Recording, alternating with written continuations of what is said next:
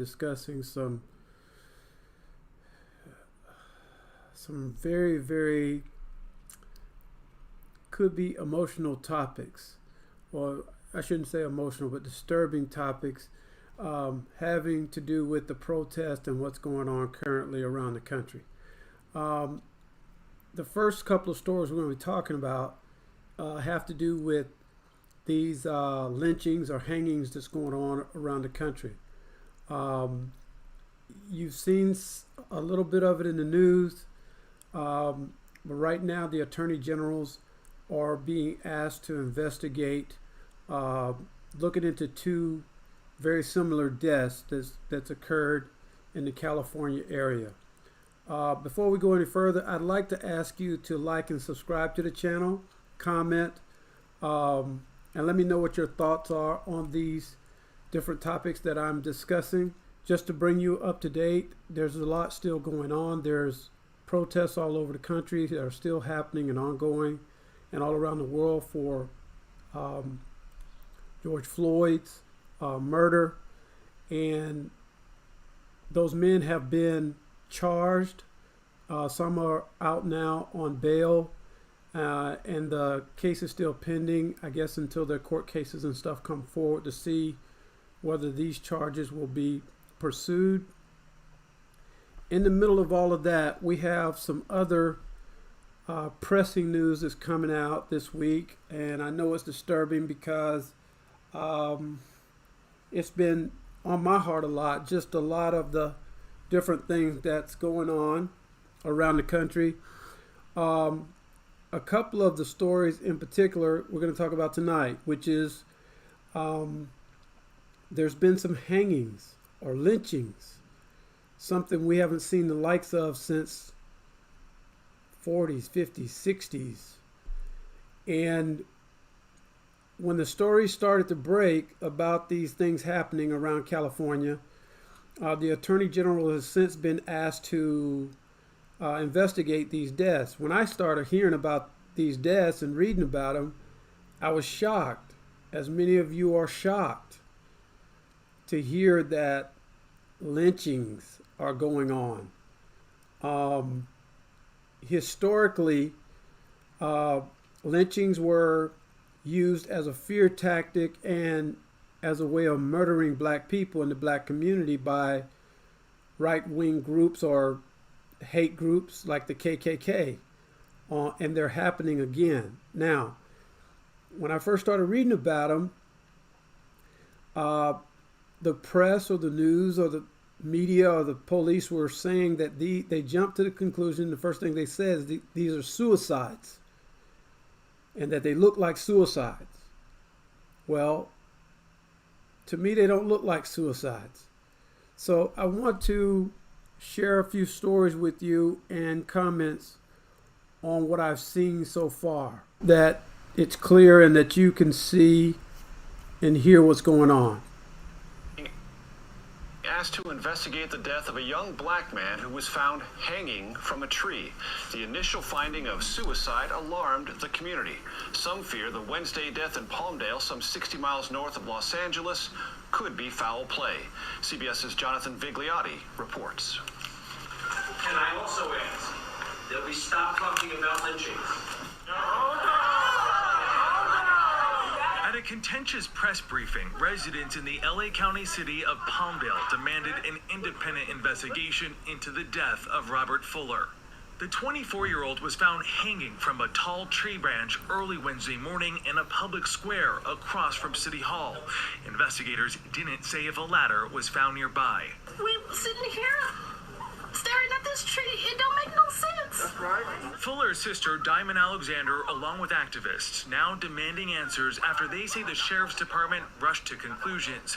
For example, in one release, officials said it appears Mr. Fuller tragically committed suicide, even though homicide detectives were still investigating. A second statement released by the city linked Fuller's death to COVID-19 related depression, reading, "Sadly, it's not the first such incident since the COVID-19 pandemic began." But Fuller's sister said he wasn't depressed. Robert was a good little brother to us. We've been hearing one thing, then we hear another. And we just want to know the truth. It's the second recent hanging death of a black man in the area. On May 31st, after a night of George Floyd protests, Malcolm Harsh was found hanging from a tree in neighboring San Bernardino County. Officials said there are no signs of foul play, but said detectives were still investigating the cause and manner of death. Meanwhile, demands for an investigation into Fuller's death have gained national attention after tweets by both Senator Kamala Harris and Kim Kardashian went viral. Palmdale officials are now calling for an independent investigation and autopsy. Jonathan Vigliotti, CBS News, Los Angeles. So, this isn't the first time or the first case. I've been following these stories a little bit. This isn't the first time or the first case that's happened. And just like he said there, it appears that the justice system are jumping to conclusions. The first thing they'll say is that it's a suicide. But no one's mentioned if there was a ladder involved or a chair involved or how this person hang himself from a tree. It just does, it doesn't make any sense to the families. It doesn't make any sense to anyone how someone could do that. It just doesn't seem feasible. It doesn't seem possible. But these are the things that we're told, and we have to assume that the police and the authorities are telling us the truth on this. It doesn't make any sense.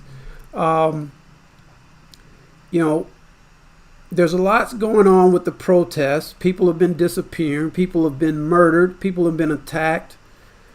And in most cases, it comes back once it's been reviewed, once the cameras have been reviewed and the documentation and everything's been reviewed, they come back and say that it was either a right-wing group or it was the police that attacked these individuals and slashed tires or started fires or done all these kind of things. And so they initially tell us one thing and then it leads into another and then another and then another. So I can definitely understand why this family would feel frustrated.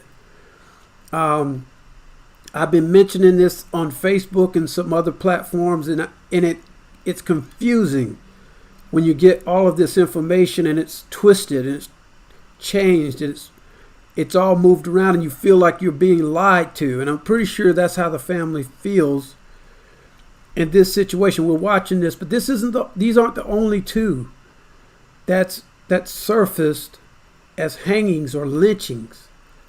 I'm going to reserve my thoughts on this, but there's only a few organizations that come to mind to me that will have the wherewithal to do this and be able to quietly get away with it. I've been talking to friends and everybody that I can talk with about this new policy trend that's going around about abolishing the police, defunding the police, recreating the police. I have some strong convictions and feelings about that.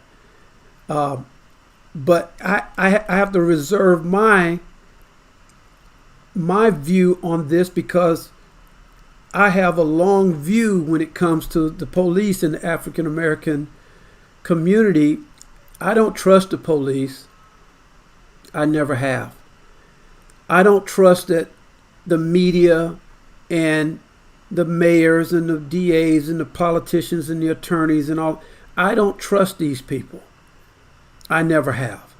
And so it doesn't make me feel good or warm and fuzzy when I'm being lied to. And I think these families are being lied to. I think that someone very organized, someone who has the ability to be invisible, as our police has the ability to be invisible, they have the power to suppress information, have the power to confuse the public, mislead the public. I think it's groups like this that have the power to do something like this. And this would be horrendous because I feel like everything that's been happening recently leads me to believe that the police and other groups have been trying to instigate black people to start targeting the police with violence. You know, people are out there peacefully protesting right now, as they should, and they have a right to do so. But I feel like all of these events are building and building and building, and I think the tension is there. It's a powder keg. It's designed so that someone will take that next step and start targeting and harming police and their families. And that's not where I think this protest should lead. I can't tell people how to protest or what to do, but I do think that there's a group of people out there trying to convince everyone that black people are bad and black people will resort to violence. And if given the opportunity and if the circumstances fit the need, if pushed in a corner, of course they will. Anyone would, to defend themselves. And I think right now, these lynchings, these hangings are the next step to instigate that type of violence. So that was a story I wanted to bring to you so that you could be thinking about it and following closely. That's something I think you need to follow closely. Also, I read a story where a young lady, she's 19 years old. I had it on my desktop here. 19-year-old protester went missing. Beautiful young lady went missing for a few days, and then she was found dead. Okay, she had tweeted or something like that saying that she was assaulted, and I guess no one heard from her after that. She went missing, and then she ended up dead. They're investigating that now to see what happened to this young lady. Now, if George Floyd's murder wasn't enough, this young man, Rashard, down in Atlanta, who was killed for sleeping in his car, Rashard Brooks, if that wasn't enough, if this young lady's murder wasn't enough, and these two young men being hung was not enough to get everybody's attention to see in the last few weeks that there are some serious issues with police violence and police brutality towards black people. Just in this stretch of 2 or 3 weeks, you've seen over and over again black people end up dead at the hands of the police. Ahmaud Arbery was a different situation.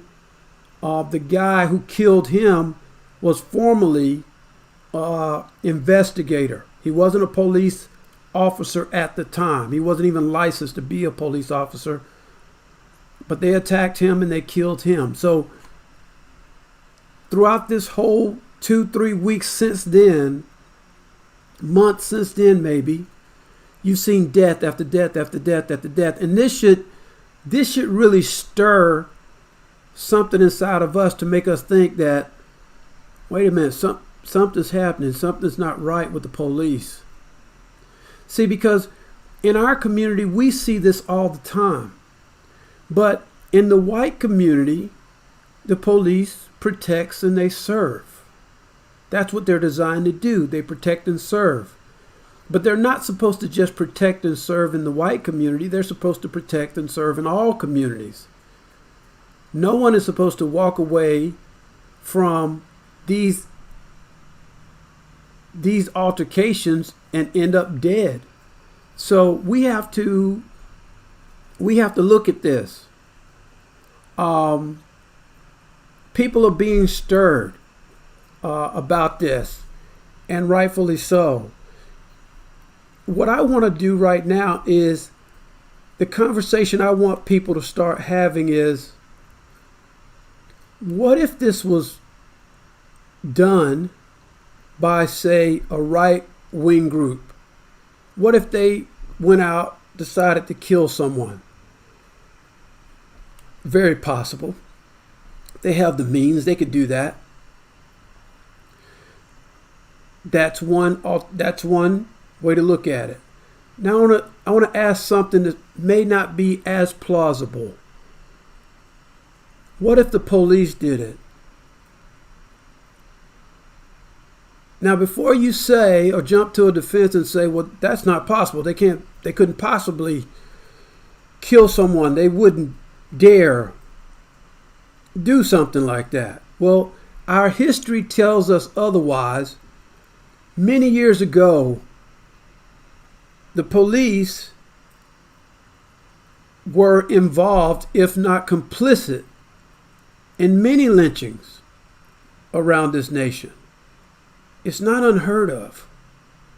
And when I talk to my brother and I talk to different people and friends, sometimes they think I'm way out there. And I understand that. But I want to ask the question again. Think about it. If a police officer throws a black man into a car, no one thinks anything of it. If he drives off, nobody thinks anything of it. If they see a black man in the back of a police car somewhere, they don't think anything of it. If they find some remote location and kill this man, to many of us, the police is invisible. We don't think about what they have going on over there. We're not thinking that way. I want you to start thinking this way. I want you to at least start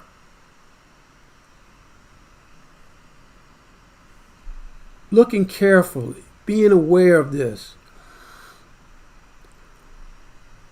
This young lady that went missing was 19 years old.